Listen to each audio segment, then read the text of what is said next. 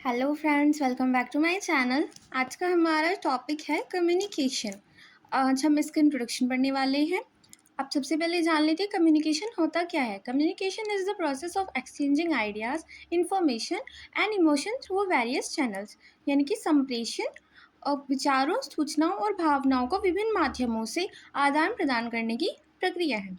It is essential for coordination and decision making in business. यानी कि यह व्यापार में समन्वय और निर्णय लेने के लिए अत्यंत आवश्यक है। यानी कि अगर आप किसी व्यक्ति को अपनी बात किसी भी मीडियम से बताते हैं, वही मीडियम आपका कम्युनिकेशन कहलाता है, जिससे आप दूसरों की बात समझ सकें और आप अपनी बात उन तक पहुंचा सकें। और बिज़नेस के लिए अगर हमें कोऑर्डिनेशन बनाना है तो ज़रूरी है, क्योंकि आपको अपने क्या आपके जो सीनियर्स हैं आपको उनके ऑर्डर्स फॉलो करने पड़ेंगे, और आपके जो एम्प्लॉयज़ हैं, आपके जो अंडर काम कर रहे हैं, आपको उनकी भी प्रॉब्लम्स सॉल्व करनी पड़ेगी, और इन सब के लिए आपको कम्युनिकेशन की ज़रूरत होगी। अब इसके की पॉइंट्स क्या होते हैं। Communication is a two way process. यानी कि जो संप्रेषण है वो एक द्विपक्षीय क्रिया है। यानी कि एक पार्टी आपकी सुनेगी, दूसरी पार्टी भी आप जो है वो कहेगी, यानी कि उस बात को रखेगी। Number 2, helps in sharing ideas and building relationships. यानी कि यह विचार साझा करने और संबंध बनाने में मदद करता है, क्योंकि आप लोगों की बात समझ पाएंगे तभी आपका रिलेशन उनके साथ बिल्ड हो पाएगा। उसके बाद in business it adds it in smooth operations and goal achievement. यानी कि व्यापार में इस संचालन को सुचारू बनाता है, लक्ष्यों की पूर्ति करता है। संचालन सुचारू बनाने से मतलब होगा कि अगर आप एक एम्प्लॉय हैं तो आपको अपने सीनियर्स से ऑर्डर मिलते रहेंगे कम्युनिकेशन के थ्रू कि आपको क्या काम कैसे करना है। और अगर आप सीनियर हैं तो आपको अपने एम्प्लॉयज़ को समझाने के लिए कम्युनिकेशन यूज़ करना पड़ेगा कि उनको क्या काम करना है और किस तरह से वो काम किया जाएगा, और इन सब के थ्रू ही गोल अचीव होगा। उसके बाद आता है without communication planning and control fail.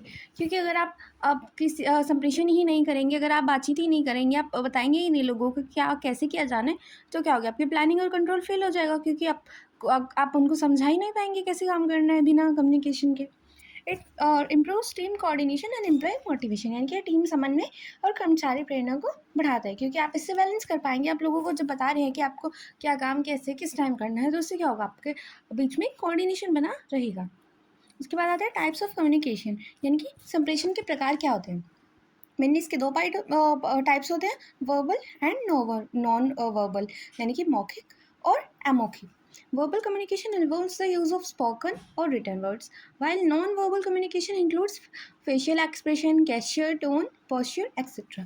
यानी कि जो मौखिक संप्रेषण होता है उसमें बोले या लिखे शब्दों का उपयोग किया जाता है। यानी कि वो आपके पास एक तरह से रिटर्न में हो सकता है, या फिर आप जो कह रहे हैं वो आपका वर्बल कम्युनिकेशन कहलाएगा। जबकि अमौखिक संप्रेषण में चेहरे के भाव, संकेत, स्वर, मुद्रा आदि शामिल होते हैं। यानी कि जिसके लिए आपको बोलने की ज़रूरत नहीं पड़ती, जो आप खुद से फील कर सकते हैं या खुद से देख सकते हैं। उसके बाद इसके की पॉइंट्स आते हैं। वर्बल में क्या क्या आता है मौखिक कम्युनिकेशन में, ओरल और रिटन। यानी कि ओरल कैसे, मौखिक कैसे, जैसे आप की बैठक है, कॉल्स हैं, वहाँ पे क्या हो रहा है, लोग बोल रहे हैं, बातचीत कर रहे हैं, वो आपकी ओरल कम्युनिकेशन कहलाएगी। अगर रिटन में हो तो आपकी ईमेल्स, रिपोर्ट्स, ये सब आपके रिटन कम्युनिकेशन कहलाएंगे, वर्बल कम्युनिकेशन। उसके बाद होता है नॉन वर्बल मतलब कि body language, eye contact, expression, gestures, ये सब। यानी कि शारीरिक भाषा, नेत्र संपर्क और भाव। या फिर जैसे आपने देखा होगा, अगर कोई व्यक्ति है वो किसी बात का जवाब भी नहीं दे रहा, पर आप उसके एक्सप्रेशन से समझ सकते हैं क्या उसको वो बात पसंद आई या फिर नहीं, उसके चेहरे के हाव भाव के द्वारा। उसके बाद आता है नॉन वर्बल सपोर्ट्स और कॉन्ट्रैक्टेड वर्बल मैसेज। यानी कि अमौखिक संप्रेषण मौखिक संदेशों को समर्थन या विरोध दे सकता है। यानी कि अगर आपने किसी ने बात कही है कुछ, तो आप क्या कर सकते हैं, अपने रिस्पॉन्स अपनी बॉडी लैंग्वेज के थ्रू दे सकते हैं, अपने आई कॉन्टैक्ट या एक्सप्रेशन के थ्रू भी दे सकते हैं, अगर आपको उसके लिए बोलने की ज़रूरत नहीं होगी।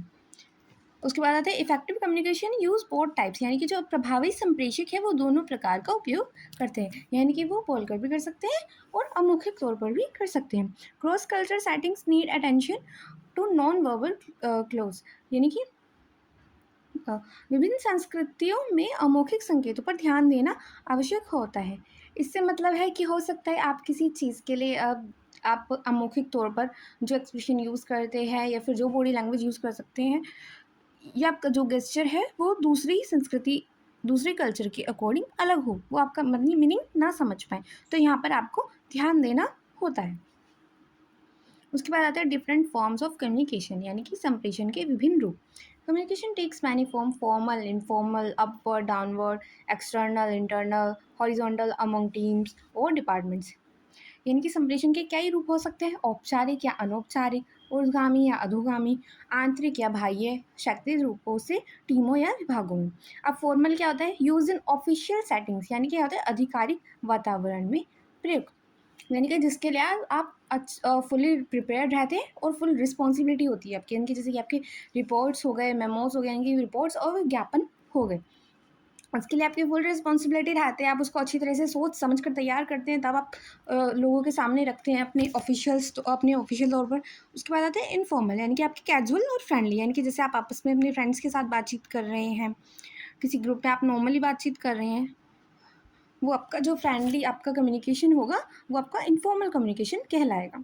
उसके बाद आते हैं अपवर्ड्स, यानी कि जो सबऑर्डिनेट्स हैं वो मैनेजर को कोई मैसेज पहुंचा रहे हैं, यानी कि जो नीचे काम कर रहे हैं एम्प्लॉयज़, अधीनस्थ, वो अपने प्रबंधक से जो बात कर रहे हैं, तो वो क्या कर रहे हैं? वो उनसे ऊपर के लेवल पर है, तो वो अपवर्ड कम्युनिकेशन कहलाएगा। और डाउनवर्ड से जब मैनेजर उनको कुछ मैसेज भेजते हैं, यानी कि जो प्रबंधक है वो अधीनस्थों तक कोई अगर मैसेज पहुंचा रहे हैं, तो क्या आ रहा है? वो ऊपर से नीचे की तरफ मैसेज आ रहा है, तो वो डाउनवर्ड कहलाएगा। उसके बाद आता है हॉरिजॉन्टल, यानी कि शक्ति, यानी कि सेम लेवल एम्प्लॉयज़, यानी कि जो आपकी कलीग्स हैं, जो आपके सहकर्मी हैं, वो समान स्तर के कर्मचारी हो गए आपके, आप उनसे कुछ कम्युनिकेशन कर रहे हैं, तो आपका हॉरिजॉन्टल या शक्तिज कम्युनिकेशन कहलाता है। उसके बाद आते हैं बैरियर्स ऑफ कम्युनिकेशन, यानी कि संचार में बाधाएं। Barriers in communication disturb the flow of information and lead to misunderstanding और इनएफिशिएंसी, यानी कि संप्रेषण में बाधाएं जानकारी के प्रभाव को बाधित करती हैं। यानी कि अगर आपके कम्युनिकेशन में कुछ गलत बाधा आ रही है, तो उससे क्या होगा? आपके मैसेज पे भी उसका प्रभाव पड़ेगा और गलतफहमी या अक्षमता का कारण बनती है, यानी कि आप उसको ठीक से नहीं समझ पाएंगे, या फिर आप उसको सही वे में नहीं समझ पाएंगे। अब इसमें क्या क्या बाधाएं आती हैं? सबसे पहले आती है लिंग्विस्टिक बैरियर्स, यानी कि भाषाई बाधाएं। Use of complex words, different language और पुअर ग्रामर, यानी कि आपने जटिल शब्द यूज़ किए जो लोगों को नहीं समझ आ रहे।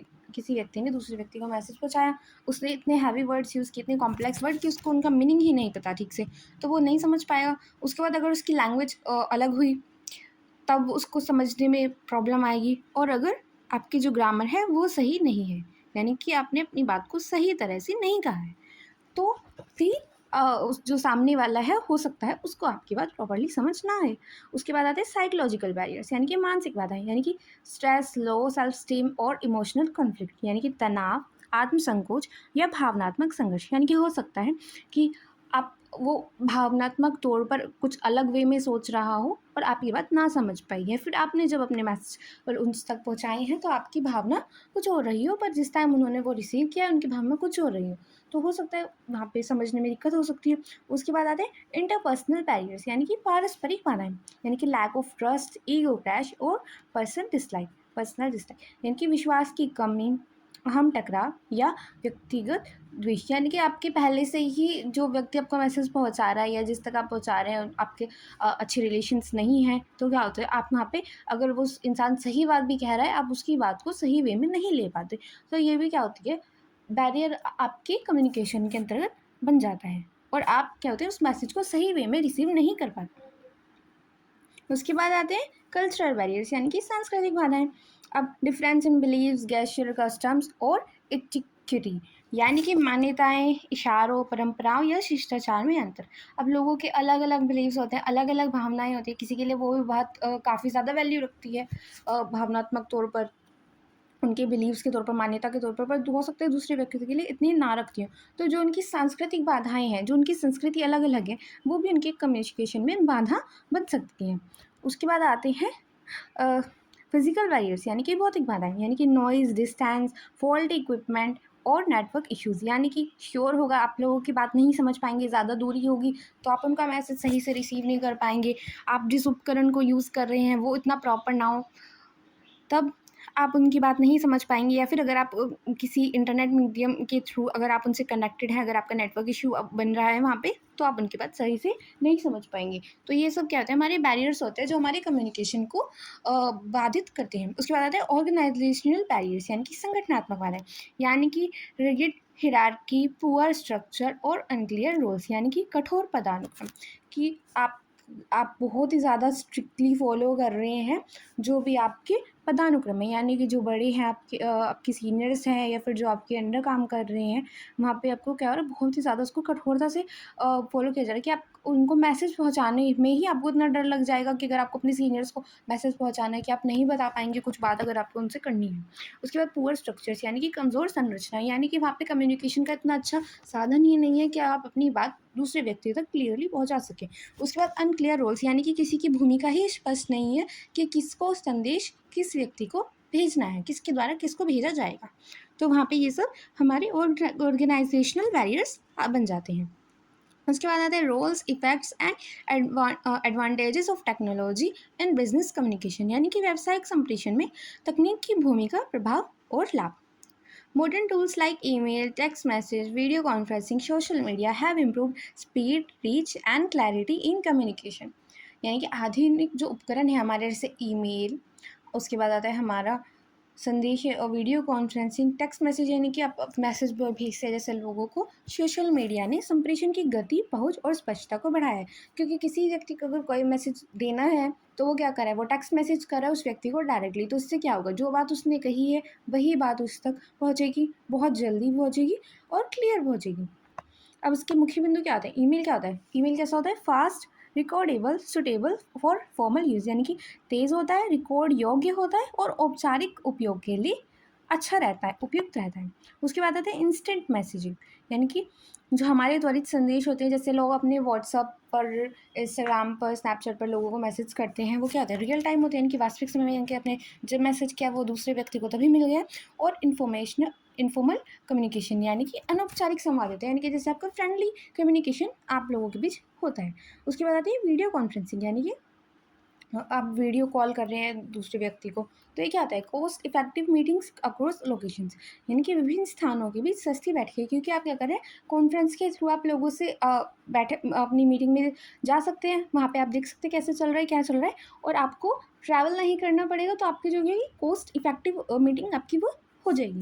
उसके बाद आते हैं सोशल मीडिया, वो किस लिए यूज़ होते हैं, ब्रांडिंग, मार्केटिंग एंड फीडबैक, यानी कि आप अपनी प्रोडक्ट की ब्रांडिंग कर सकते हैं वहाँ पे। मार्केटिंग के लिए आजकल सोशल मीडिया का यूज़ बहुत ज़्यादा किया जा रहा है, आप भी देखते होंगे आपके ऐप्स वगैरह पर जो एड्स आते हैं मार्केटिंग के थ्रू। एंड फीडबैक, यानी कि आप अपने फीडबैक भी लोगों तक पहुँचा सकते हैं। उसके बाद आता है improves employee connectivity and transparency. इससे क्या हो रहा है, अगर आप लोगों को डायरेक्ट मैसेज भेज पा रहे हैं, जल्दी भेज पा रहे हैं, इससे क्या हो रहा है, कर्मचारियों के जुड़ाव और पारदर्शिता को बढ़ाता है, यानी कि आप उनसे ईजिली कनेक्ट हो पाते हैं और आप एक ट्रांसपेरेंसी, यानी कि पारदर्शिता बढ़ा सकते हैं उन लोगों के बीच में। उसके बाद आते हैं strategic importance of E communication, यानी कि ई संप्रेषण का रणनीतिक महत्व क्या होता है। E communication allow quick decision making, better collaboration and global connectivity, making it a strategic tool for business success। अब जो ई संप्रेषण है आपका, यानी कि आप जब इलेक्ट्रॉनिक मीडियम से कोई कम्युनिकेशन कर रहे हैं, कोई संप्रेषण कर रहे हैं, तो क्या होता है, तेज़ होता है, तेज़ निर्णय ले सकते हैं आप, जल्दी डिसीजन ले सकते हैं आप, यानी कि बेहतर सहयोग मिल सकता है आपको, क्योंकि आपको जिस भी व्यक्ति से अगर आपको जल्दी इन्फॉर्मेशन चाहिए कुछ, वो आपको तभी मिल सकती है। वैश्विक संपर्क संभव होता है, क्योंकि आप वर्ल्ड में किसी से भी कभी भी कम्युनिकेट कर सकते हैं, जिससे यह व्यवसाय में रणनीति सफलता का साधन बनता है, क्योंकि आप उससे अपनी स्ट्रैटेजी होगी वो बहुत अच्छी बना पाएंगे, अगर आप अपने डिसीजन जल्दी ले पाएंगे, आपके पास सारी इन्फॉर्मेशन होगी और आप अपने सभी लोगों को उसमें इन्वॉल्व कर पाएंगे जो भी उस टॉपिक से रिलेटेड है। अब उसके बाद इसके की पॉइंट्स क्या आते हैं, इंश्योर्स 24/7 कम्युनिकेशन एक्सेस, यानी कि आप जो संप्रेषण की सुविधा है वो सुनिश्चित करते हैं 24/7, क्योंकि आप कभी भी अपने ई कम्युनिकेशन का इस्तेमाल कर सकते हैं। उसके बाद enables remote working and virtual teams, यानी कि रिमोट कार्य और वर्चुअल टीम्स को संभव बनाता है, यानी कि ज़रूरी नहीं है कि आप वहाँ पर पहुँचे, आप वहाँ पर वर्चुअली तौर पर, यानी कि वीडियो कॉन्फ्रेंस के माध्यम से भी आप वहाँ पर पहुँच सकते हैं जहाँ पर आपको जाने की जल्दी हो।